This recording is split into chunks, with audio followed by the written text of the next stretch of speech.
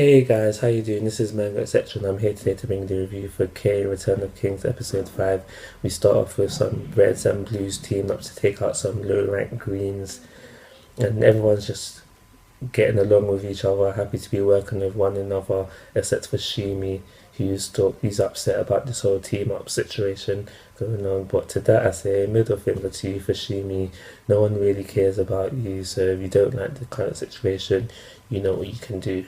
Hop on your bike and go.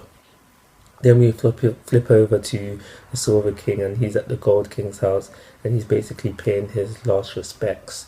And it's here we find out that how it was the Silver King's sister who seemed to have written the manual on how the slates work, and this manual was given back to the Silver King by Kusanagi, who brought it back to Japan in the K movie. Just before this scene ends, we see the Silver King dismiss the Gold Clansmen.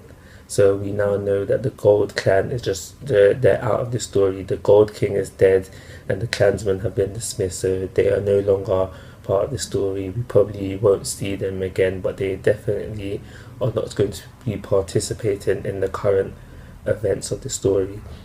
Then we flip over to Munakata, and he's with the Prime Minister, and this is where he basically just says, I'm taking over the role of Gold King, deal with it.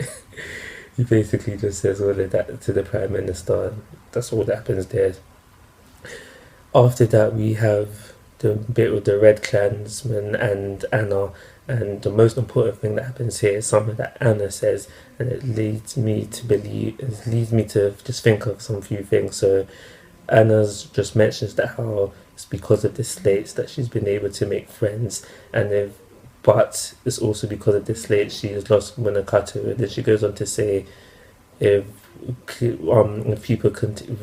I can continue to lose people because of the slates, and she doesn't finish her sentence, and that makes me think, is Anna planning to destroy the slates so if people continue to die?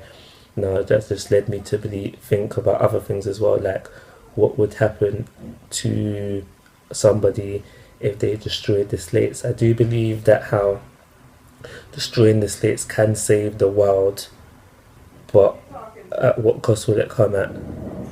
The last thing that I want to talk about is the meeting between the Silver King and the Green King. The Green King has come to talk to the Silver King, and it's during this time we find out a couple of things.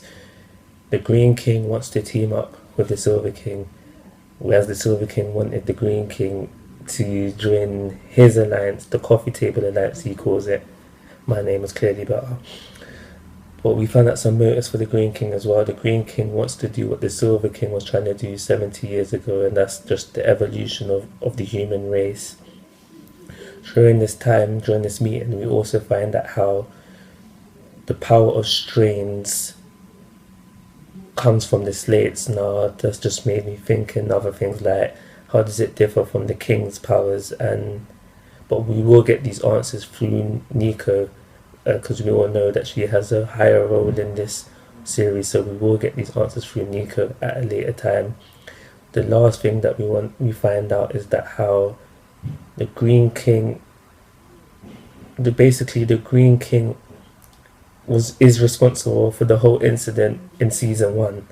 Now when I found out this, I was like, wow, oh my gosh, because it means that the Green King has been involved from the beginning. He hasn't like jumped into the story in the middle, which I consider the movie to be in the middle of the story. He's been part of things from the beginning, and now he's become active. So when I found this out, I was like, wow, oh my gosh, oh my gosh, oh my gosh, oh my gosh. And so the Green King wanted to team up with the Silver King, but the Silver King said no. So the Green King is going to go into a different sort of plan. He was going to keep exhausting the Blue King until, his death, sort of Damocles fall from the sky, but he has decided he's going to take a different approach now. And that's the episode.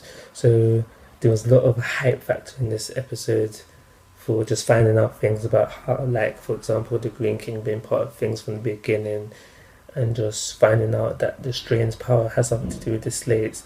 There's just a lot of hype factors in this episode for things to come in the future, and for these reasons I'm going to give it a 3.5-star rating. But like always guys, I must go through your thoughts and opinions.